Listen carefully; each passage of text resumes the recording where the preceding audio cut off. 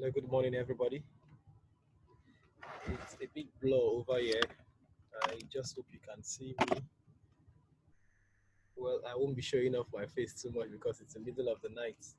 The idea is for us to have the recording of all the Excel files we're going to discuss on on Sunday before network actually disturbed our section.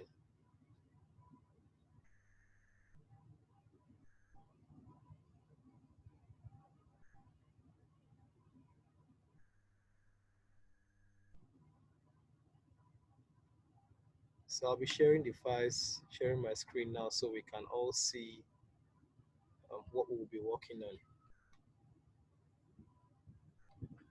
I do hope we don't have the same issue we had the other day.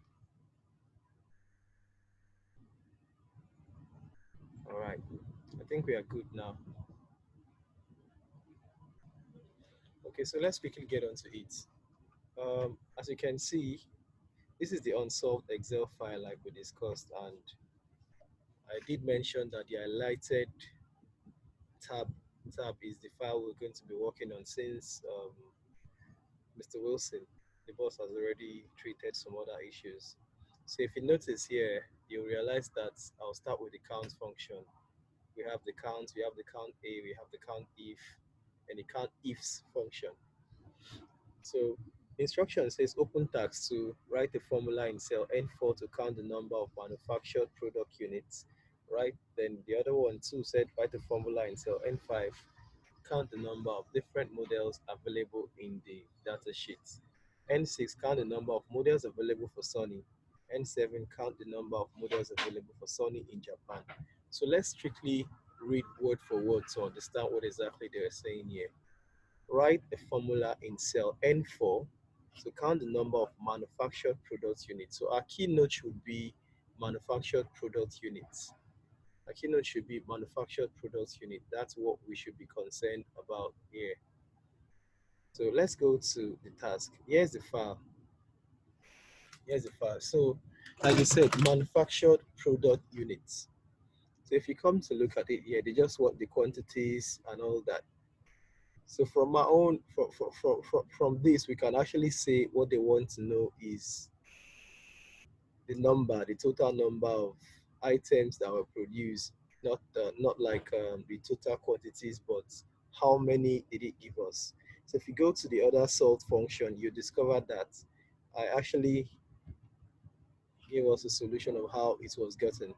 If you notice here, the answers here are 50 for count, and if you notice, the cell it took was for cell 50, cell cell J, that's the quantity parts. So the formulas are actually there. They are written there, so simple. So, but for people's understanding to see how the whole thing goes, the normal Excel rule when giving a formula, writing an Excel formula is to use the equals to sign. So go count, then we copy the range cells of quantity, which is what we are concerned about. Then we close brackets, scroll up, we'll find our answer. So that's count. We have that of count. You get. So let's check what the next question is for. Um, write the formula and send L5 to count the number of different models available in the data sheet. So what will be concerned is the models, the different models known. So if you check, it is cell C that has the different models. You get what I'm saying? So to get that, we will have to use the count R function, which is the count A, because this is actually an alphabet, and we can't use the normal count function. So the count A, like I mentioned sometime on Sunday, that the count A allows us to work um, on cells that are not numbers. So let's see what happens here after I draw my formula. I believe we're all saying this. So if you notice, we're having a figure here.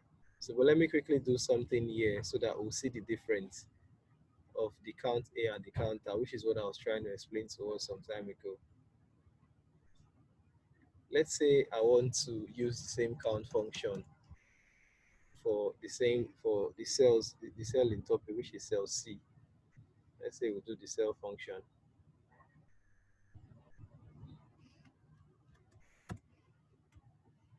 Let's see what it gives us. You scroll up, you see it gives us it gave us 0. So it tells you that it can't. That is its own limitation. It cannot access it because these are alphabets. Alphabets. Okay, so we'll move on to the assignment now. Look at what they now said. They now say count if sunny. Count if sunny. So we are going to use the count. We just use the count and the count a function. We want to use the count if function. So the count if function is to determine now that what if we want to count for only sunny in the brand, for instance. Let's read the question again. So okay, in Enxis, count the number of models available for sunny. Now, if you check, we have sunny on that brand. So we're going to use the count if function here to do that. And that's quite simple. So we'll use count if, then we now copy the cell range that has to do with brand, which is where you find sunny. And you drag it to the very last. So once you do that, you put your comma sign. Then of course we are dealing with sunny, so we have to put an indication that it is sunny we're dealing with. So we type in sunny with, sorry, type in sunny there. Then we close the brackets. And let's see what we have. So we can see that we have just 4 sunny. We have just 4 sunny there. You get what I'm saying? All right, so that's for the other one. Let's check for the count ifs function. Now, the difference between the count if and the count ifs function is that the count ifs function accommodates more commands. You can use like 2, 3 commands to probably in different cases. So look at the question, for instance. Now they said in cell N7, count the number of models available for Sony in Japan. So we are going to be looking for Sony and still looking for it under Japan. So let's go to our question, an unsolved question here. Look at, so now if you check, we're working for brand, which is Sony, then the country sales. So we are looking for Sony that has a relationship with Japan. So we have to modify our formula to get that for us. So we use the count ifs function. Count ifs. So this is quite straightforward. So we're going to get the same first command. The first syntax we use will be to find what we initially did, which is to get the number of Sony. So which is between the first cell here. So after we get Sony, we'll modify it again so that we can accommodate the country sales, which is to accommodate that of people in Japan. So watch, put my comma sign, and I scroll down, cover again. Okay. So then I impute to capture Japan. That okay, I'm looking for Japan, so it has to be just Japan. So let's see what we have. All right. So if Sunny in Japan, we have just 3. So I believe that's okay for the count if function. We'll have a section for questions and answers for any of us that have any questions. So let's move on to the highlighted file here. Okay, our next function that we've not covered will be the choose function. Okay, so the choose function under my unsolved tab here says open tag 6, use the choose function to transfer data from the source table A1 to the table on the right, A1 to M2, depending on the value in the cell H2. So what does that mean? It tells you the choose function can just help you select files from another end. Select files from another end according to the command that you give that you give it to do. You get what I'm saying? So from this now, let's look at this. We can see now that I'll clear this out so we can easily assess it. So you see how I got my answer rather than just watching it happen. So if you notice here, I want to do something so that we'll see what happens. Let's look at this. Are you seeing it? I'm changing the numbers so that you see how the whole thing changes. So the 4 there is more like a locked, the H cell there is more like a locked cell, okay? It's just like the range of numbers, no, the serial numbers here. So the choose function here, we modified it in such a way that once we click 6, it can just give us all the items on that 6, which is all of this. This is all of this. Once we click 5, it will give us all of these items under 5. You understand? So let me put it in 1, for instance. Okay, then clear the formula so that I'll rewrite it myself here so we all can see how we came about it. All right, so now we want to choose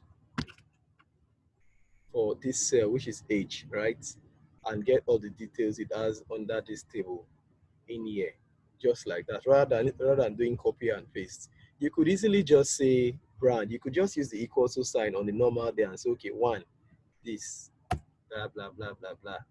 And you could drag and drop, but see the difference. There are always going to be difference here if you just do this. You get? Would you rather do this? Okay, that's what you use. That's one of the lookup functions we're talking about. So, but look at this. What we want to use, the choose function. This one cannot accommodate the changes we're talking about. Are you seeing what I'm saying? But if we use the choose function, which is what I want to do now, and I want us to really look at it so that we can know the pros and cons. All right, let's look at it now that I want to use the choose function. So let's say choose. If you check the syntax, it chooses a value or action to perform from a list of values based on an index number. So our index number is what we have there in that table. So it's going to be our index number. It has to be referenced. You have to lock it using the F4, which is the F4 locks it. Remember, Mr. Wilson introduced us to referencing. So the F4 makes referencing shortcut easy. I know we received a short note by my colleague Dorothy on the different shortcuts and how we can make financial modeling easy for every one of us. Don't beat yourself too much. It's a gradual process. So what I'm doing is I'm picking each cells. If you notice this table, this part from B1, B2, B3, B4, I'm actually just picking it, B5, till the very last. All of the content I want it to have. I'm just picking it, B6, B7. All right, so I close my brackets and let's see what happens. Enter. Now you see we've gotten 1 as Samsung, okay? If I say, okay, 2, it should change. It gives us Canon. All right. Now, how do we now fill the rest of the details here? We have country sales model. It's just to drag and drag.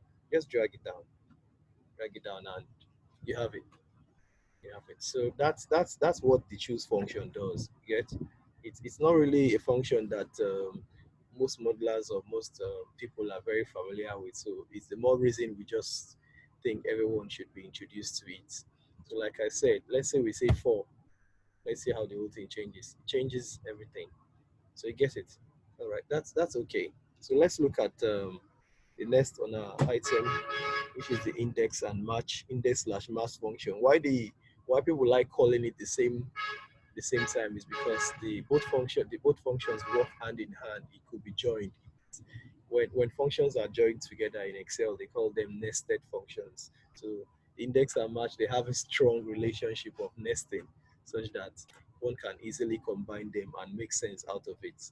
So if you look at the task given to us here under the index match function, we are given the open task 7 table that lies in the range A2 to E7 is your source table. Try to show in G2 the value that lies at the intersection of the fourth row and the third column. Let's take note of that. The value that intersection of the fourth row and the third column of the source table. And that's the first assignment. Then the other one, use match in I2 to show the row number of Fuji in column E from the source table. The third assignment, use your knowledge of index and match functions to fill in the empty table. Wow. So you can see, let's open the table to really see. That's tag 7, right? Okay, so this is it. So if you notice, we are giving a simple function down here, index, and we're giving match, giving a match function to cover with. All right, so now we want to do what? We want to get the item. First one, try to show in G2. Now this is G2. This is G2, G2, G2, right? So try to show in G2 the value that lies at the intersection between the fourth row and the third column. So let's come here. Let's come here. So what we want to get is, we want to get the item in the fourth row. So item in the fourth row. So we're looking at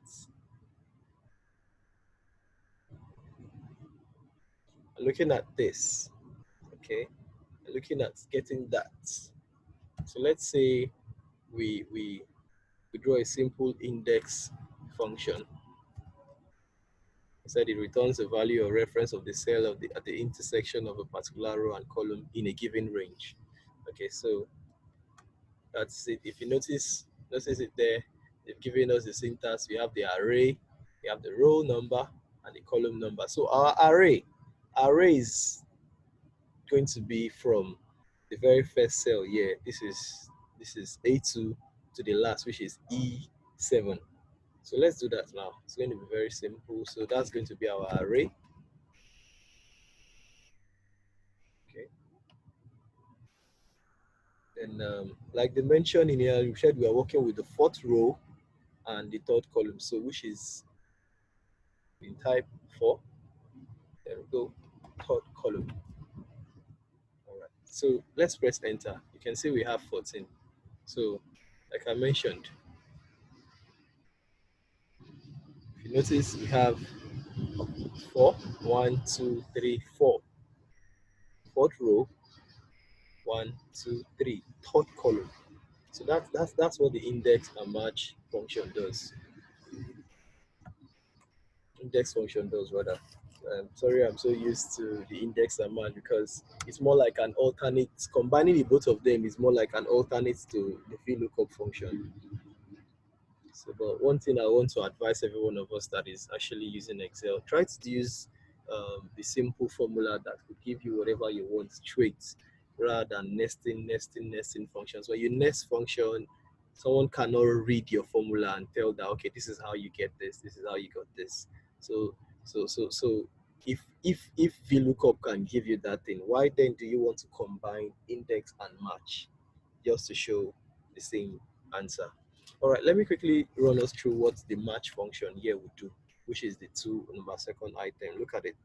So use match in I2 to show the row number of Fuji in column E. So we want to get row number for Fuji in column 2. Okay, so Fuji. Fuji. So match. So match, we want to get Fuji. So we need to quickly indicate that Fuji is what we are looking for. First of which is the lookup value. That's what Fuji is. Fuji is our lookup value. So, and now we need to put in what? We need to look up array. So the lookup array where Fuji could be found is in between this E, this column E, right?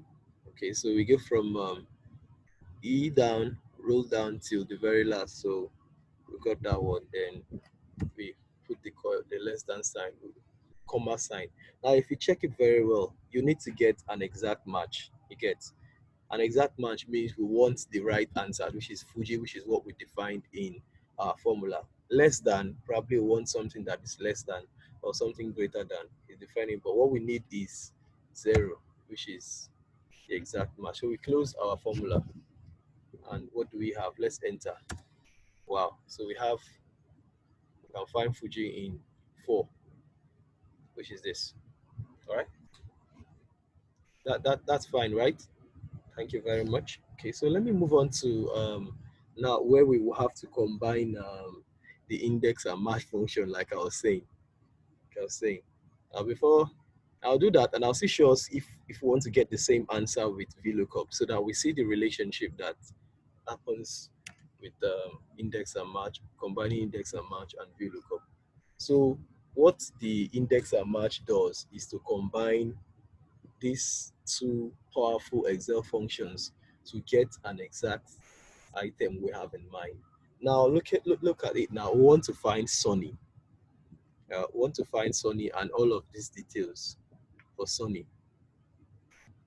You get, so we need to combine the rows and the column, and doing that we might have to use the index and match function. So let's start with the index, which is what shows us where we'll find the item, the array row number, and the column. So no doubt our array remains this.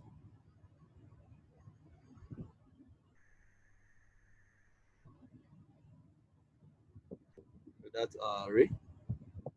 So we can lock this for changes 6. So then we want to use the match at this point, because they work hand in hand right now. So we want to match it to the exact cell we are looking for, which is we are looking for Sunny. So if you notice, in the other time we were looking for Fuji, and we actually noted we are looking for Fuji. So what we are looking for right now is Sunny. So we just stick Sunny and we put the comma sign. Then we go on with determining the range of where we can find Sunny. So we'll find Sunny here. So we'll have to drag that too, so that we can identify that this is where Sunny is, and we lock that. Lock it. So after doing that, we'll, same thing. We'll have to close our bracket to get the exact match. Let's see what happens when we enter. Okay. Anything we missed there? Okay. So I think we made a slight mistake in our formula.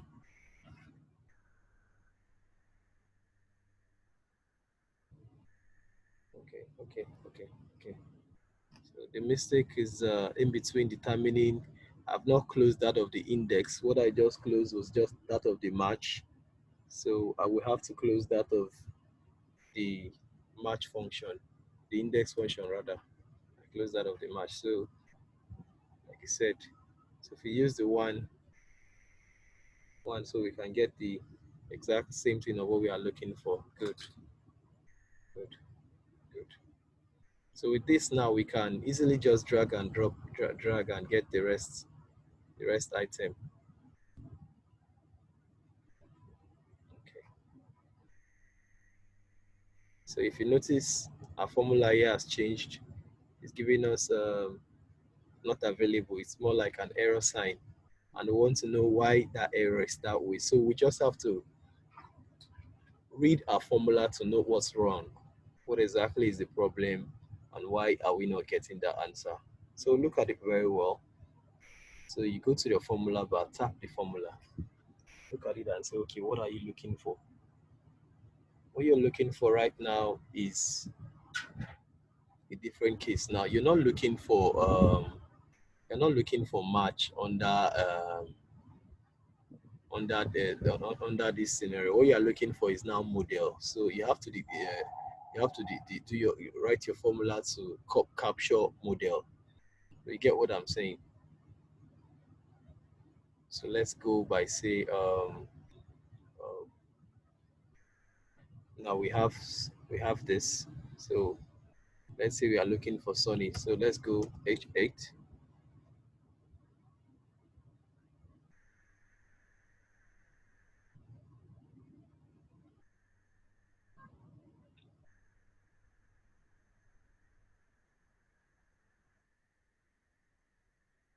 say G9.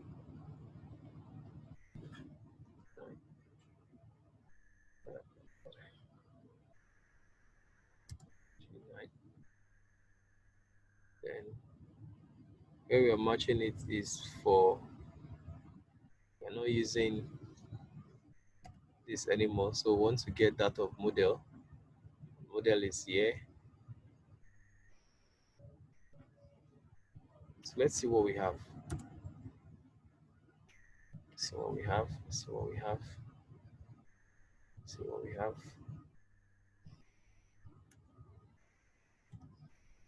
See.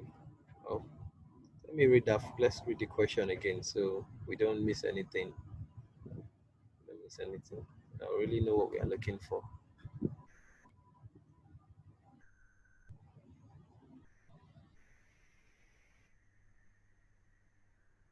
Okay.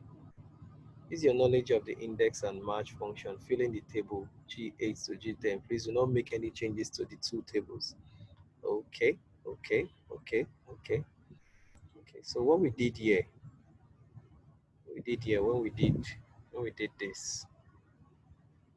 this was to easily determine what exactly we are looking for, which is very straight for us. We don't have any issues at all. Don't have any issues at all. It's just a small thing that we could have easily just gotten. So if you can see, it's just a small thing. What would have just done would have just been to understand the question. Understanding the question gives us the answer. So what we are looking for is to determine where the model is in this task. So let's, instead of, rather than writing the formula again, we could easily just copy, then come here, then say, okay, paste as formula. Okay, we'll still have the error sign, but mind you, we're trying to get something now. Don't need this, we need this.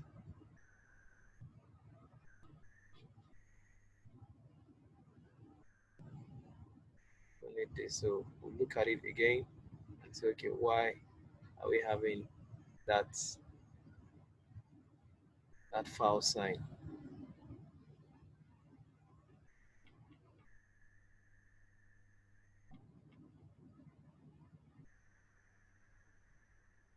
And you notice the changes, like we said, we have to be very, very careful with the changes.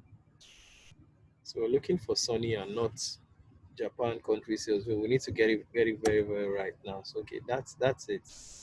That's it. That's it. That's it. So what we've been able to do was to get where we have Sunny. We have Sunny. We want to know what model was produced for Sunny. You get, so we have Sunny here, and we're just having that. So same thing, we're going to go on with it. Let's say, okay, what megapixel? So we're looking for this, which is 14.1. So it's just the formula, the same formula, but we'll be adjusting the what we captured. So if you check, there are going to be changes in the H9, which is Japan. So we'll take it back to G, which is G9. Then where this is in um, um, the third column. So 1, 2, 3. So we need to always put that in mind to adjust. So you see we have that. So let's do the same thing here. Let's copy the formula, paste it here.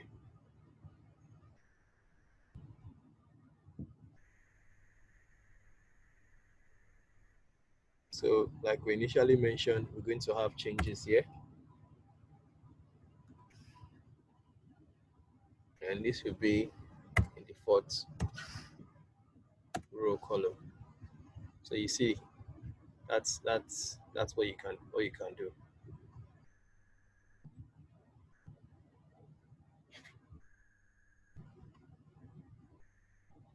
So let me do the same thing for model.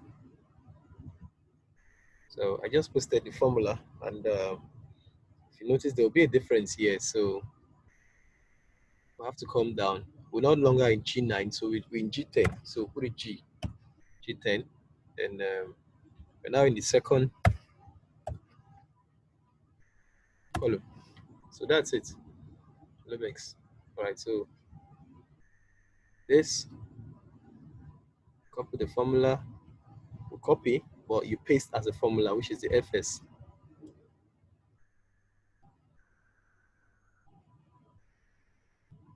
So we review our formula, take it to G10, then like we mentioned initially, G.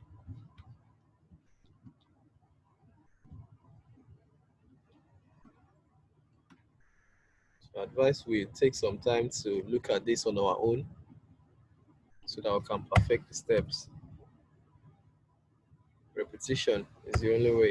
When you do this regularly, at some point you'll be able to do that. So that's it. We've been able to get our answer for the questions given to us. Let me highlight that. All right. So I mentioned that I wanted to show us how we would have been able to do this on using VLOOKUP. So I'll just show a quick one. Let me just do a very quick one. Let's say I'm using VLOOKUP to get this thing. So that you see the similarities and the difference. So once you use VLOOKUP to get this, use the VLOOKUP, open our brackets. We're looking for Sony, right? Comma, give a comma. All we want to know is country sales in Sony. So we'll just capture it. Country sales, right? Country sales in Sony. So where do we have Sony and where do we have country sales? We have country sales, we have Sony here, we have country sales. So we just capture everything, right? All we are looking for is the country. So we'll see if truly we'll see the limitations and the pros and cons of VLOOKUP as against what we are doing, what we're battling with here. Now, if you check, we just got a lookup value. We have a table array. Now we have the column index number. So the column index number, what we are looking for, which is called country sales, is going to be column 1, right? So just go column 1 and see what happens.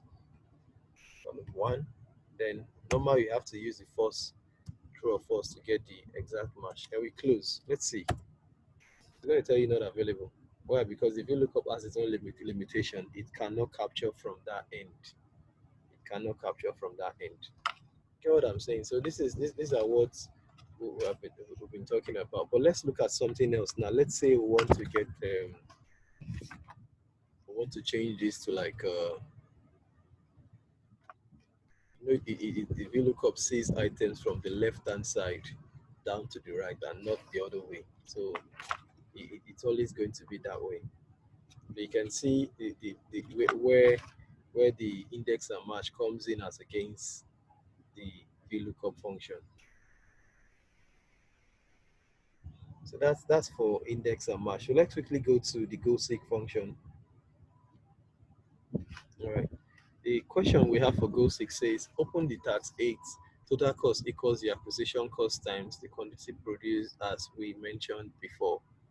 Well, sorry, we never mentioned that. 5 data points from column J are missing. Okay, column M contains the correct values. All right. So let's open the column so that we'll see what's going on. Okay.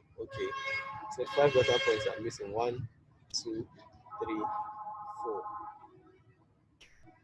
5. So what goseek does is to find to find a missing number. You remember in a primary school and secondary school days when they say find the missing number. Now this is what goseek does. It's very, very funny. I think there's a time I practically used the goseek function to find a payroll case where we wanted to know the basic salary if we had just the gross in a payroll. So goseek can help you do that. So let's use this instance to just imagine whatever scenario we want to solve. Okay, now they said this is what we have, right? This is what we have. This is what we have. This is assumed empty. Assumed empty. So The go seek command, you can get it under the data table, under the data menu rather. So go to data.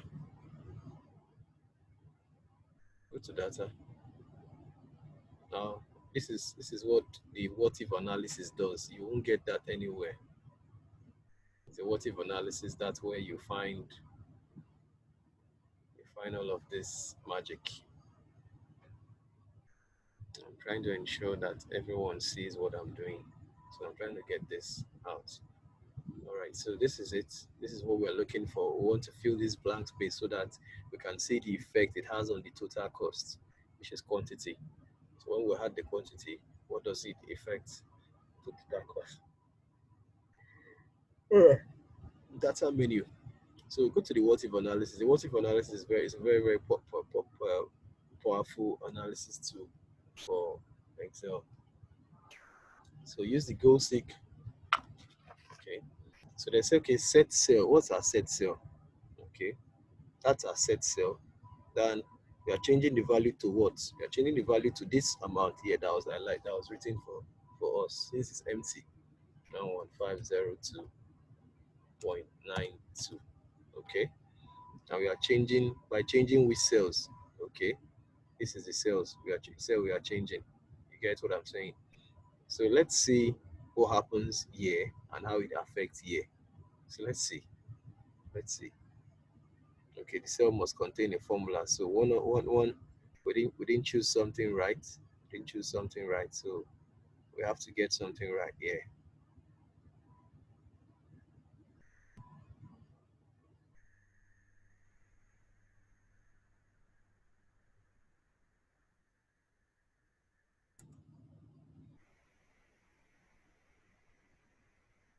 Okay, okay, okay, okay.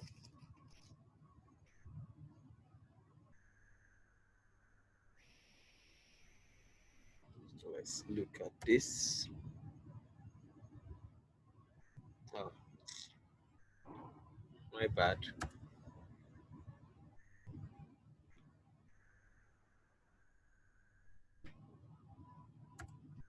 So if you notice, our set cell was actually supposed to be the empty cell. Sorry, I missed that. Okay, so if you notice there's I'll do that again for the next line so we can see it. If you notice there's been a change here. The quantity was made to be 52 from having this total cost. If we include this total cost at this amount, quantity becomes 52. So that's what we do. It saves time. So let's do the same thing for the next one.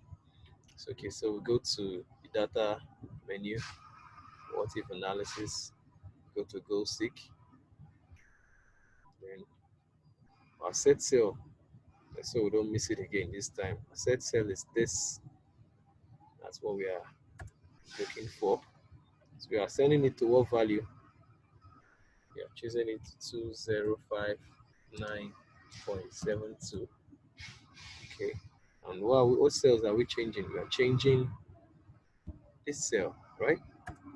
So let's see what happens when we do that. Wow. So you're saying that we have 17. Okay. Let's try that for the for the third one. Let's say that'll be the last one I do before I go on to the next function. So I believe we can do the rest on our own. So data, go to SWOT analysis, go seek. Don't forget, our set cell is a empty cell. Set our value 7099.79. Our changing cell is the cell in topic that has to be changed. So then we click OK. Wow, voila. So that's it. That's what GoSeek does. GoSeek help you find missing functions there. Okay. So the next function we have here is our rank function. The rank function is a function that's not mostly used. It's not mostly used sometimes because people are not really very much aware of it. But I think that's the more reason we should know it. You understand me? Okay. So what the rank function does is, let's say we have a list of items, and if you notice, we have revenue, have cost of goods, sold, gross profit, and all that, and we want to know. Okay, let's say we want to check. We want to rank between, let's say, within number 1 to 10. What is the highest, the range, highest range of revenue, highest range of revenue there. That's what the rank function does. So I did solve this so that one could easily just trace what the rank function does. So I'll do this again. I remember I mentioned that we should easily write our formula so that someone else can understand. So the rank syntax is very clear. It tells you the number, it says number, reference, and the order. So what number are we looking for? That's the question. We said rank. Okay, so we are looking for what number? We're looking for this number, because that's, let's say we are looking for that number, which is revenue. Okay, we want to get the highest revenue, the rank, the highest revenue from all the total revenue, which is the highest from number 1 to 10, number 1 to whatever number. We want to know, let it rank in ascending or descending order, whichever way they appear. We should also take note that we have to lock this function so that the order that comes out is not scattered. All right, put it down. Now you see, it tells you that um, the highest amount, which is the first item there, is Kaflan, which is one. You get. But how do we know that, okay, truly we did the right thing? Is to drag and drop. Let's drag it down. You see what I'm saying? Go to D6. If it was just counting number 1, 2, 3, 1, 2, 3, we shouldn't be having 9 here. What this tells you is that the nine, this number 9 ranks this particular figure ranks as the ninth amount of revenue generated between that period of time. You get what I'm saying? So take note of the syntax. It's a very simple syntax. Okay, now let's look at the other line, and which is, we want to know, we want to just get like, we want to look up. It's more like a combination. We want to look up and say, okay, what number has so has what company, what item has each revenue, what item rank that. Okay, now we've determined that this is the rank in numbers. Okay, we want to know what item makes up those numbers. You get what I'm saying? So if you check it very well, so Kaflan still ranks number 1, because that's it. So we'll just open the formula so that we'll see that. So if you notice, I did a very simple formula here. I say, okay, I5, which is the number. Then we looked it up here and say, okay, what no, where does it fall? You get. So let me rewrite this. Let me rewrite this so that we'll see what I'm saying. So that's type if you look up. Okay, we want to know what item has number 1, is tagged as the number 1 there using VLOOKUP. So we just say, okay, between cell B down, we don't need the January revenue anymore. Okay, so we lock this cell because it's going to be changing and we don't want to get the wrong figure. So, and mind you, the column index number has to be the second column. So we close that using, first off, we need to determine that we have the exact match before closing that. So 0 gives us the approximate match, 2 gives us where exactly we want it to be. Oh, sorry. I think I missed that. So we need to determine the column index first before that. Okay, yes. So that's it. That's it. So we'll use the lookup function, VLOOKUP function, to determine where we'll find which item represents 1, which item represents 9, there and there. All right. Now let's say we want to put like a report and say, okay, from number 1 to 10.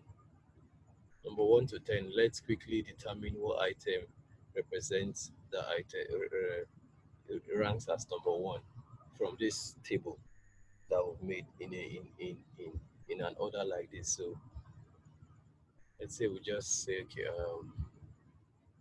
if you notice I typed it, one there, I typed it there so that everyone could see it. So fill series so that it changes. So what we just did is we also use the VLOOKUP function to get that. We just want to know between number 1, okay, where do we find number 1, where do we find it among these items? You get what I'm saying? I5, it's just clear. Okay, so let me write this again.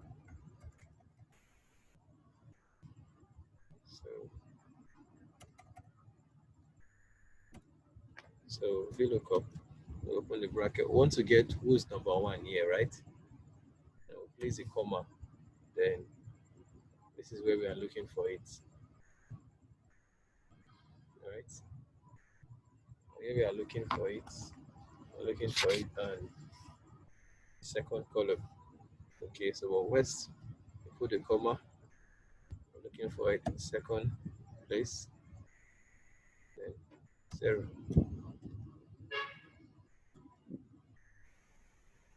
And when I see that, just know that we've missed something.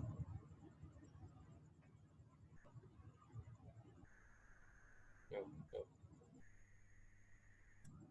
no. Okay, so the formula bar did not allow me to see that this is an empty row here, so it has to be 1, 2, 3. That's why. Okay, so if you check, there's an empty row here, 1, 2, 3. So the column index has to be third, number 3. So you drag that down, you drag this down, you notice that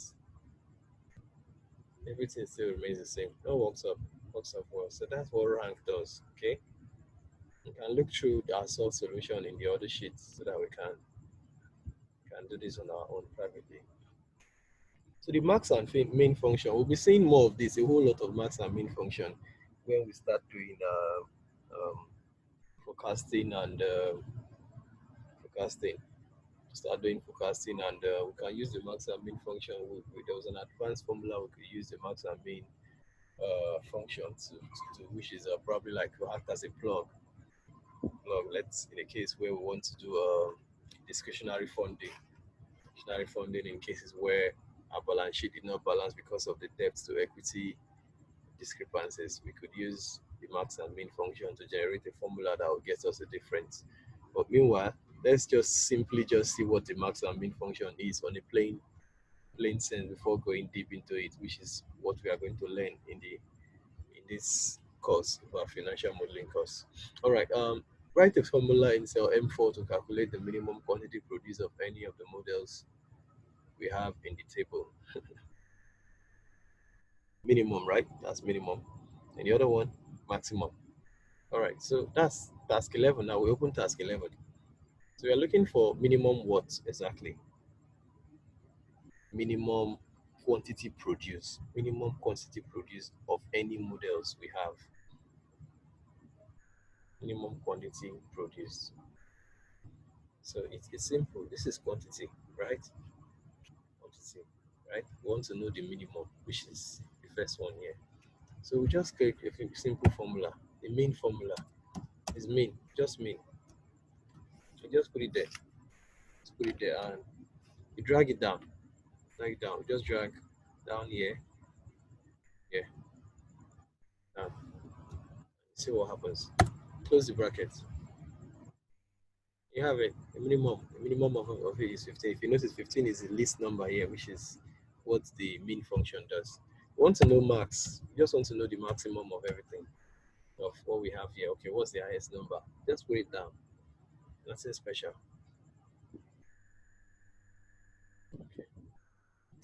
So one thing with Excel is when you understand these individual formulas, when you start seeing complex combinations of it, you have an idea of what it means.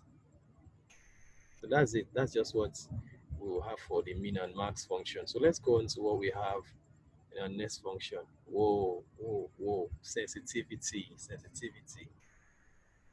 Now, the sensitivity function, this function is actually still embedded under the what if analysis function, but it's a very, very vital part of our learning path as a financial modeling enthusiast. It's very, very important. The sensitivity analysis is one key thing that we all need to understand. What sensitivity analysis does is to measure the relationship, the changing relationship of values. Let's say we put in values. Let's use the practical accounting scenario. Let's say sales changes by a percentage. What would be the effect of sales in probably net profit and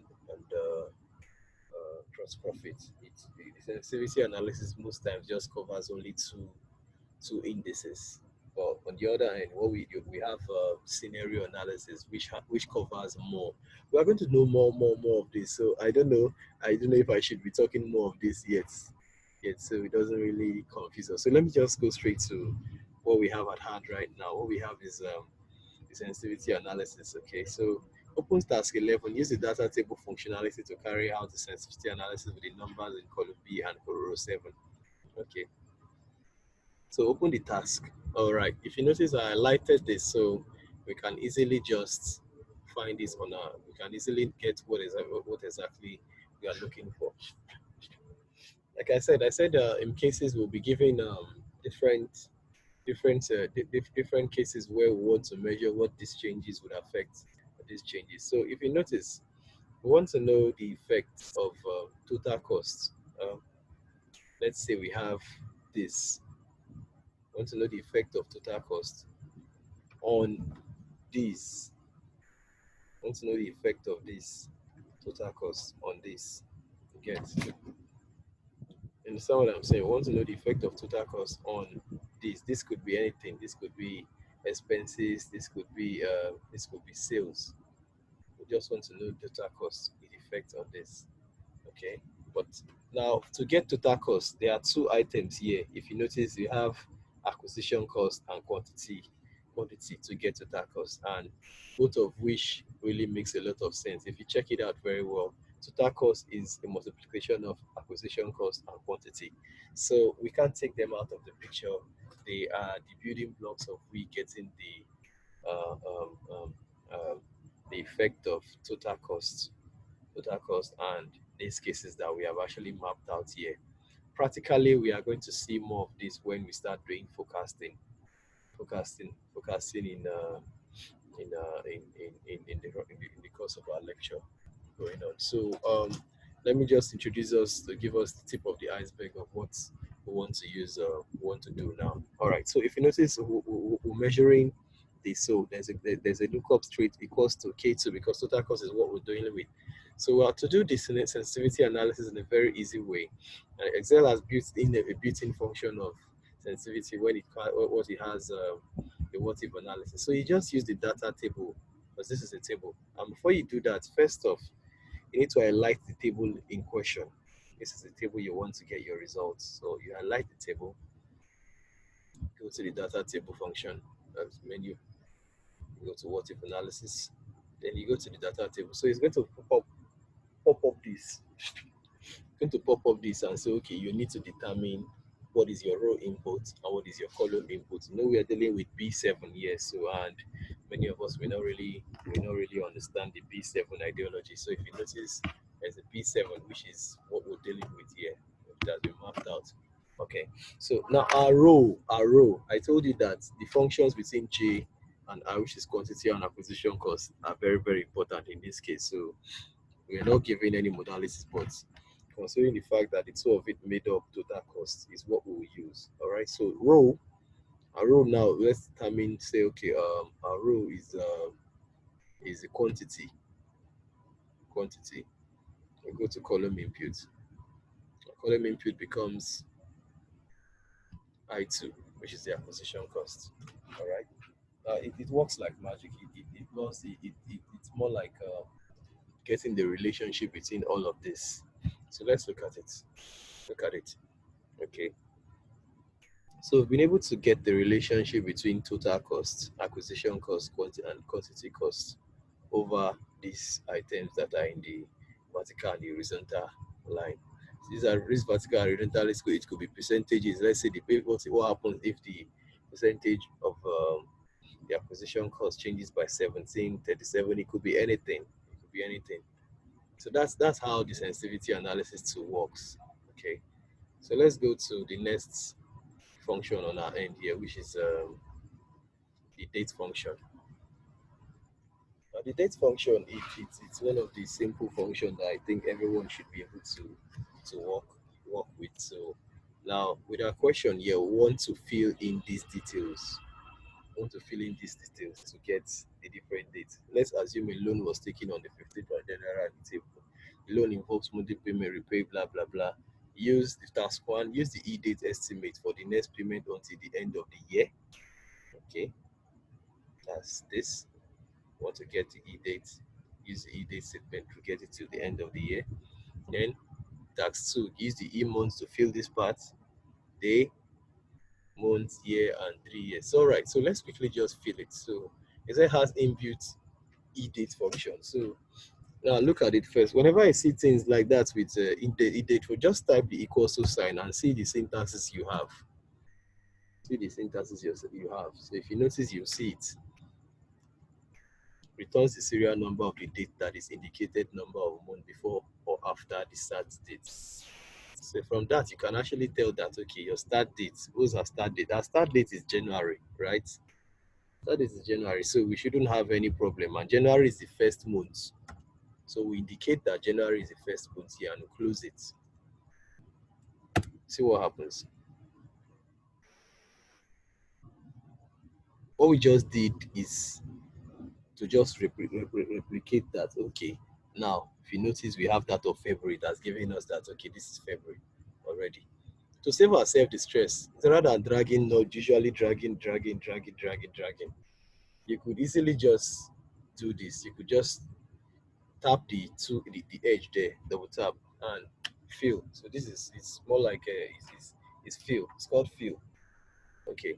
So right now for EO months, use EO month to calculate future payment date if payments if calculate future payment date if a payment was required at the end of each month. So at the end of each month, so what will happen here? Now look at it. EO month. We'll use the EO month function. Okay, so like I said, type EO month, EO month. What's our start date? A start date becomes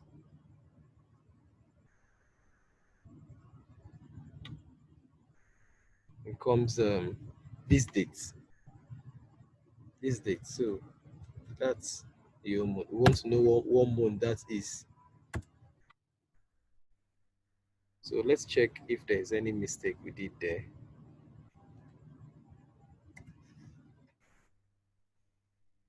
Let's take this as our start date. Okay, we could have missed something. So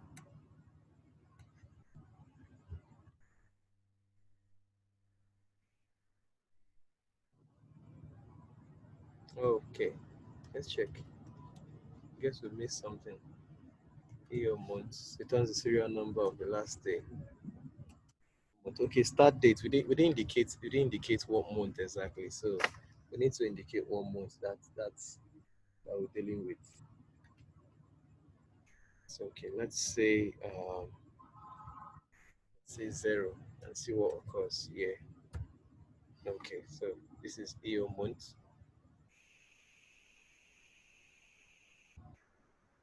EO month. So all right, all right.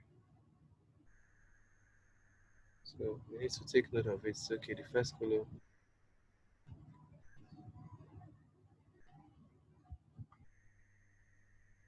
So if you check it out, so okay, the EO month gets us the end of the month. That's what it means. End of the month date. So if you check 15/02/28 gives us end of the month date for each of these days. All right, so let's get the date, the exact day of the month. Now, what day these transactions occur? So that's very funny. It turns the day of the month number from 1 to 31.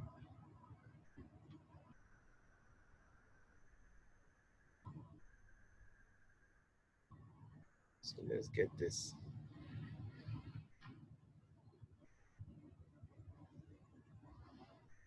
So you're saying that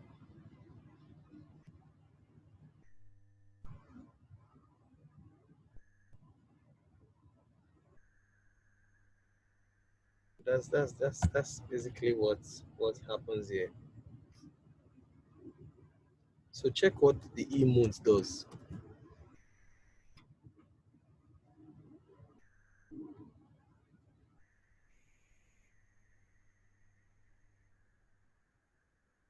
The month function. Month function. It's us.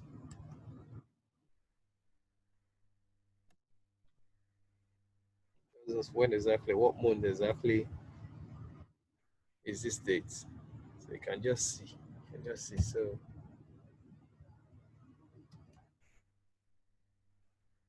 other dated functions I would want to introduce us to, but maybe not today. Like since we don't really use them for financial modeling mostly.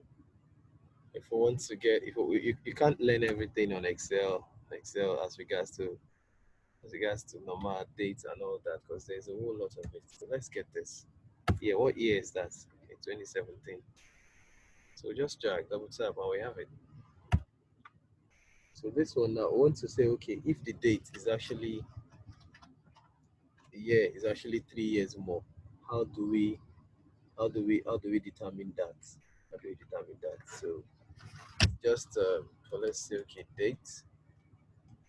So we date the year.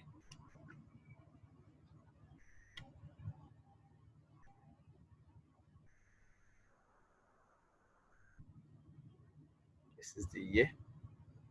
I want it 3 years more. All right, so it could be 3 years more. Okay, we determine the month. This is the month. Just tap. Watch the formula. Now you choose the day. The formula has given us all that. Close it and see what happens. Wow. So 3 years. It's going to be 2020 at that exact date. So we've successfully done this right now.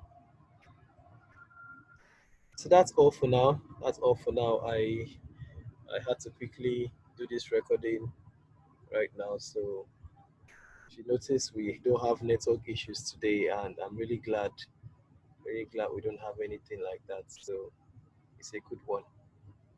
It's all right. So I will post out the recording. I'll share the files to every one of us so we can review them and ask our questions, make comments, and we'll do an online video section for all of us to have a one-on-one conversation about the whole thing. So that's just it. Okay.